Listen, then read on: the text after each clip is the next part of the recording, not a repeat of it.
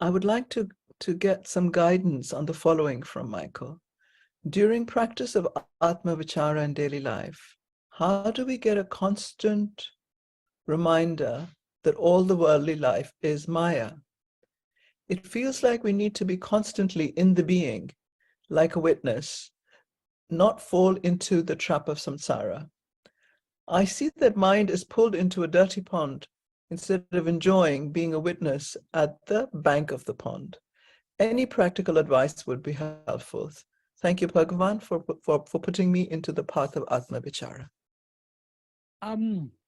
The only way to succeed in this path is to persevere in the practice.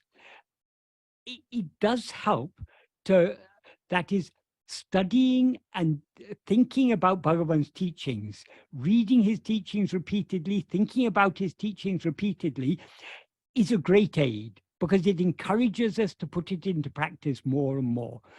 But so if at all we want any aid in this path, the greatest aid is available to us in the form of Bhagavan's teachings, because his teachings are constantly dinning into us the need to turn our attention within.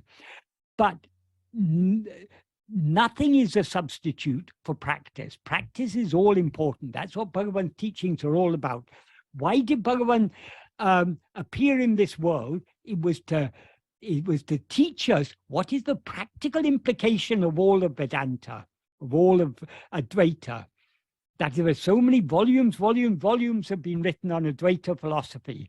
But is Advaita just a nice philosophy? No, it's a practical science.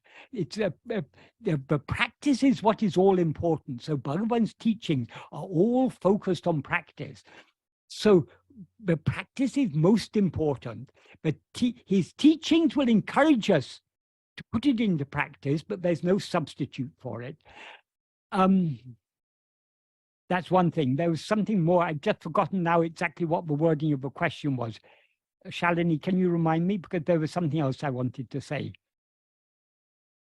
Yes, so it's during the practice of ātma-vicāra in daily life, how do we get a constant reminder that all of worldly life is Maya?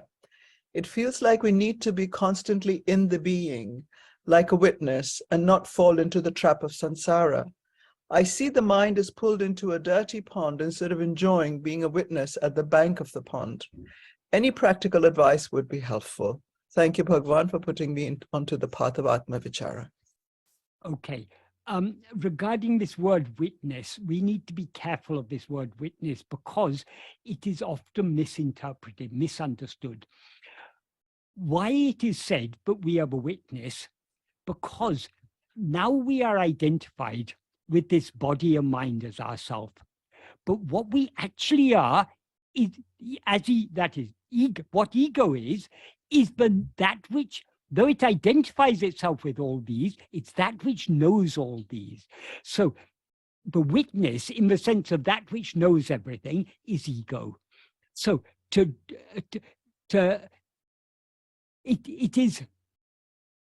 that is part of the process. In order to identify what it is we have to attend to, one of the prakriyas that is taught in Advaita is what is called drik drisya viveka. That is, we need to distinguish the seer from the seen, the knower from the known. So what all objects, all phenomena are objects known by us. We are not any of these objects. We are not this body, we are not this prana, we are not this mind in the sense of the other thoughts that constitute the mind. We are not the intellect, we are not the will. We are that which knows all these. We are the drik, or the witness. We are the knower of all these. So the term witness is a term that is used to help us to distinguish ourselves as the knower from everything that is known. What we are to investigate is not anything that is known, but only the witness of what is knowing everything, the witness that is knowing everything.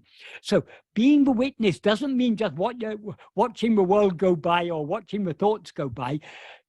What is our aim is to investigate, who am I, the one who is witnessing all this? So our aim is to turn our attention away from phenomena back towards ourselves. But many people think that to be the witness, you just have to observe everything. Observing everything, that is not ātma-vicāra, that is anaṭma-vicāra, because you're attending to things other than yourself. So Bhagavan, of course, used this term witness in certain context, but it's not a term he used a lot. And when he talked about witness, he was using the term we need to understand the purpose with which he uses the term witness. It is to point out that we are not any of these things that appear. We are that which knows all these things, and it's that which knows all these things that needs to be investigated. So we need to some people misinterpret it and say, oh, you just have to be the witness whatever is happening. No, the aim of that term witness is what we need to investigate is ourself, the witness of all these things, the one to whom all these things appear, as Bhagavan often put it. So our aim is to attend to ourselves more and more and more. When our attention comes outwards, reflecting on Bhagavan's teachings helps to encourage us to turn our attention back within. So thinking about Bhagavan's teaching can help us to remind us that all this is Maya. But merely thinking all this is Maya is not going to get us very far.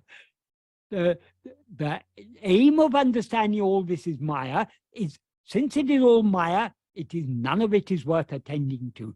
There's only one thing that is worthy of our attention, namely ourselves. That is the whole point. So Bhagavan's teachings will encourage us more and more to attend to ourselves. But we shouldn't be just reading the teachings because we're missing the point. We should read Bhagavan's teachings in order to encourage us to attend to ourselves. That is what we should, that is our aim. So the teachings are useful to the extent to which they encourage us to attend to ourselves. They are not a substitute for that. They are support for that.